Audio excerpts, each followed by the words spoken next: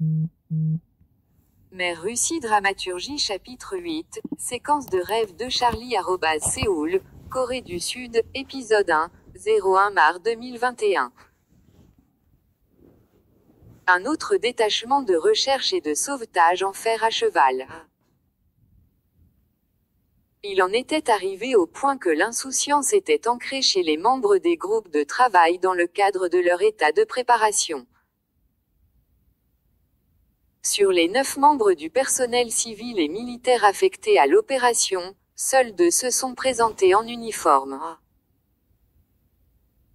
Les 7 autres étaient des civils de divers pays. Plusieurs d'entre eux se sont présentés en tongs et on leur a dit d'aller chercher leurs bottes. Quelques-uns se sont présentés sans sac à dos tactique, et les autres se sont présentés à moitié ivres avec des cheveux en désordre, des yeux rouges et une odeur d'alcool dans leur haleine. Notre chef et ses assistants étaient confus ou étourdis ou étaient en train de se remettre d'une gueule de bois. Mon partenaire militaire, l'ancien commandant d'un peloton de pétroliers russes, était aussi ivre que notre chef et ses 2 assistants.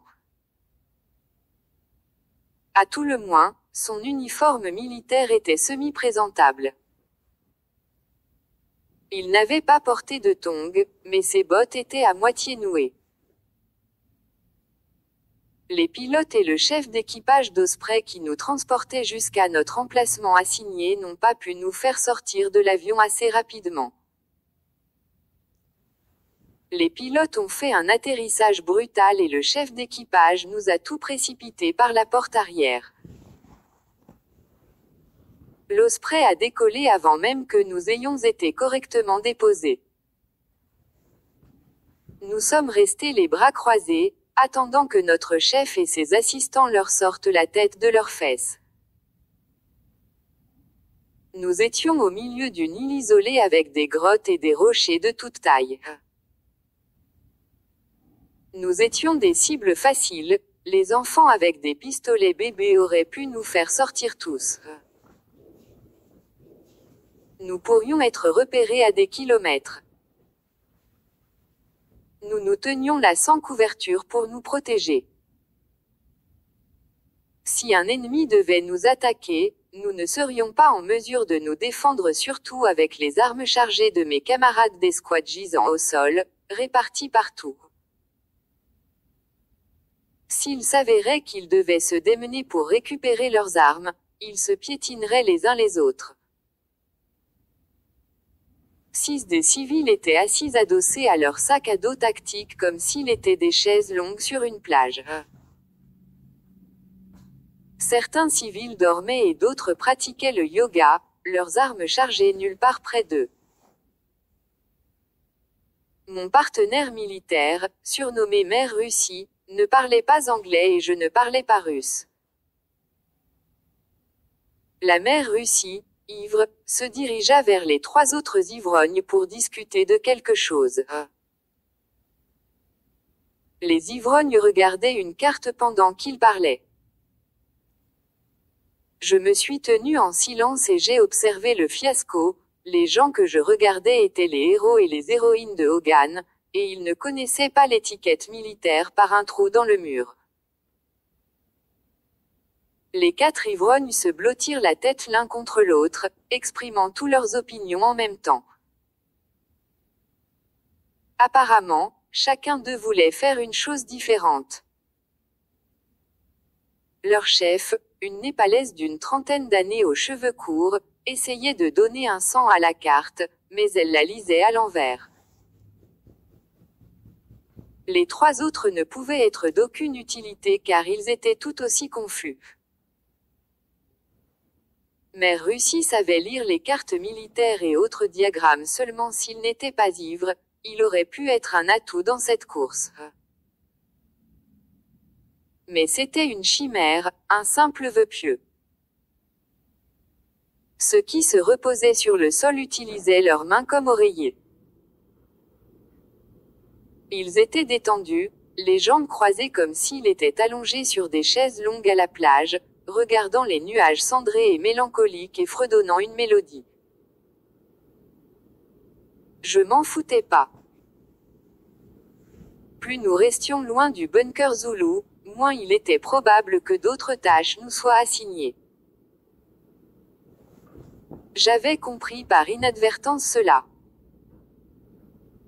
Je ne connaissais pas une personne, militaire ou civile, qui voulait retourner tôt au bunker Zulu ou qui avait hâte d'y retourner. Nous avons affronté la mort de toute façon. Bunker Zulu nous travaillait à mort, et ici, nous respirions trop de produits chimiques toxiques, mais être dehors était le moindre des deux maux. Je me suis mis en position fétale et j'ai dormi jusqu'au matin. Le bavardage radio m'a réveillé. Notre chef et ses assistants essayaient de comprendre comment faire fonctionner la radio, ils l'ont secouée et ont appuyé sur chaque bouton. Le son des gens qui parlaient s'arrêtait et recommençait parce qu'ils appuyaient sans le savoir sur le bouton d'alimentation. Une fois que le son s'est éteint, ils ont supposé que la radio était cassée, alors ils l'ont secouée et ont appuyé sur tous les autres boutons, faisant tout sauf en appuyant sur le bouton d'alimentation pour la rallumer. Mère Russie ronflait avec plusieurs autres. Ils dormaient tous avec leurs armes chargées éparpillées partout mais à côté d'eux. Leurs chargeurs de munitions étaient éparpillés partout, et leurs sacs à dos tactiques étaient soit à moitié zippés, soit pas du tout zippés. Quelques-uns fumaient, ne faisant aucun effort pour le cacher. Tout hostile dans la zone serait en mesure de dire notre emplacement exact, même de loin. Cela faisait 12 heures que nous étions sortis précipitamment de l'Osprey et nous n'avions pas bougé d'un pouce. Pourtant, toutes ces choses étaient le moindre de nos problèmes. Une pluie légère a commencé à tomber. Le vent passa. Sporadiquement, nous avons entendu le grondement d'un orage. La foudre a éclaté dans toute la péninsule coréenne.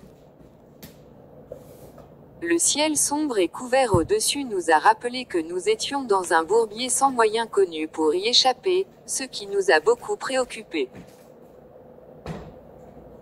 La lumière du soleil tôt le matin est apparue. Au loin, nous pourrions larguer des obus d'artillerie. Un conflit armé avait éclaté près de chez nous. À midi, nous avons reçu l'ordre de marcher vers le dernier emplacement connu de l'escadron d'éclaireurs présumés perdus ou capturés. Intel nous avait informé qu'ils s'étaient rendus volontairement, sans lutte ni combat, à un groupe de bandits et de brigands après avoir foulé leur territoire, pour découvrir qu'ils étaient hostiles. Les 12 membres de l'escouade auraient été capturés et étaient maintenant détenus contre rançon. Les gros bonnets de Bunker Zulu ont refusé de payer la rançon ou de faire des échanges de prisonniers. Au lieu de faire cela, ils avaient envoyé les héros et les héroïnes des Hogan. Nous avons marché dans la direction opposée de